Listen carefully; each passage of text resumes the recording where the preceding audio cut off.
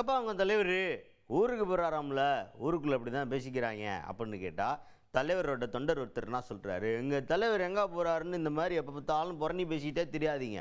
எங்கள் தலைவர் என்ன பண்ணிருக்காரு தெரியுமா, மக்களுக்காக யோசிச்சுக்கிட்டு இருக்காருங்க அப்படின்ற மாதிரி பேசியிருக்கார். பேசினது யார், எந்த தலைவரை பற்றி பேசுகிறாரு பார்த்துருவோம் வாங்க. தாவேகாவை சேர்ந்த ஆதவ் அர்ஜுனா அவர்கள், அவர்கிட்ட என்ன கேட்டாங்கன்னா, விஜய் அவர்கள் வந்து நியூசிலாண்டுக்கு போகிறாரு அப்படின்னு ஊருக்குள்ள ஒரு செய்தி இருக்கே, அது உண்மைதானா அப்படின்னு கேட்டாங்க. அதுக்கு அவர் என்ன சொன்னார் அப்படின்னு பார்த்தீங்கன்னா, இல்லை அவர் நிலாவுக்கே போகிறார், ராக்கெட்டை திமுக தான் ரெடி பண்ணிகிட்டு இருக்காங்க அப்படின்ற மாதிரி சர்க்காசம் பேசுகிறாராம். எல்லாமே திமுக தான்.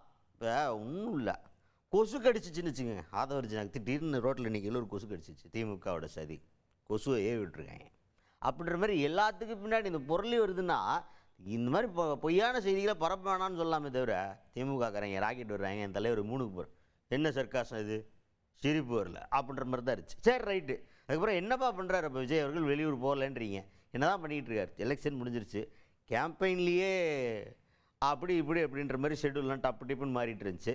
சரி இப்போ வீட்டுக்குள்ளே இருக்கிறதுக்கு நீங்கள் ஒரு காரணம் சொல்லணும்ல, எங்கே இருக்கார் என்ன பண்ணுறாரு அப்படின்னு கேட்டால், அவர் என்ன சொல்கிறாருன்னா, வீட்டுக்குள்ளுக்காக சிந்திச்சிக்கிட்டு இருக்கார், மக்களுக்கு என்ன பண்ணலாம், மக்களுக்கு எப்படி ஒரு நல்லது பண்ண முடியும் அப்படின்ற மாதிரி சிந்திச்சுக்கிட்டு இருக்கார், அந்த சிந்தனையில் இருக்கார் அவர். அதனால் நீங்கள் காணோம்னு தேடாதீங்க, அவர் சிந்தனையில் மூழ்கி இருக்கார் அப்படிங்கிறத மனசில் வச்சுக்கோங்க. திருப்பி காணா வெளியே வர மாட்டேங்கிறாரு, இவர் எங்கேருந்து வந்து ஆட்சி கட்டில் அமர்ந்து கிழிச்சிட போகிறாரு அப்படின்ற மாதிரி யாரும் திட்டக்கூடாது அவரை. அவர் எந்நேரமும் மக்களுக்காக வீட்டில் படுத்து சிந்திச்சுக்கிட்டே இருக்கார். ஓகே, அதை ஒரு சின்ன தான் சொல்கிறார்.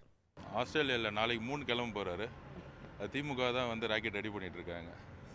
மாதிரிலாம் ரூமர்ஸ்லாம் வந்து எல்லாம் பதில் சொல்லி டைம் வேஸ்ட் பண்ண வேணாம். இத்தனை நாள் ஒரு வருஷமாக டிஎம்கே கவர்மெண்ட்டில் தான் ரூமர்ஸை வந்து பரப்பிட்டு இருந்தாங்க. இப்போ தான் கவர்மெண்ட் முடிஞ்சிருச்சு.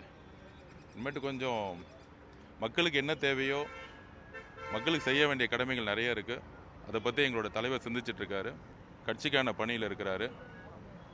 கவுண்டிங் டே அன்னைக்கு என்னென்ன செய்யணுங்கிறத நேற்று தான் வந்து எங்களை கூப்பிட்டு எல்லாத்துக்கும் இன்ஸ்ட்ரக்ஷன் கொடுத்தாரு. எல்லா வேட்பாளர்களுக்கும் எங்கள் தலைவர் இன்ஸ்ட்ரக்ஷன் கொடுத்துட்ருக்காரு. ஸோ எங்களை பொறுத்த வரைக்கும் ரொம்ப ஸ்ட்ராங்காக கவுண்டிங் டே அன்னைக்கு மக்கள் மிகப்பெரிய 50 வருஷம் கழித்து மாற்றத்திற்கான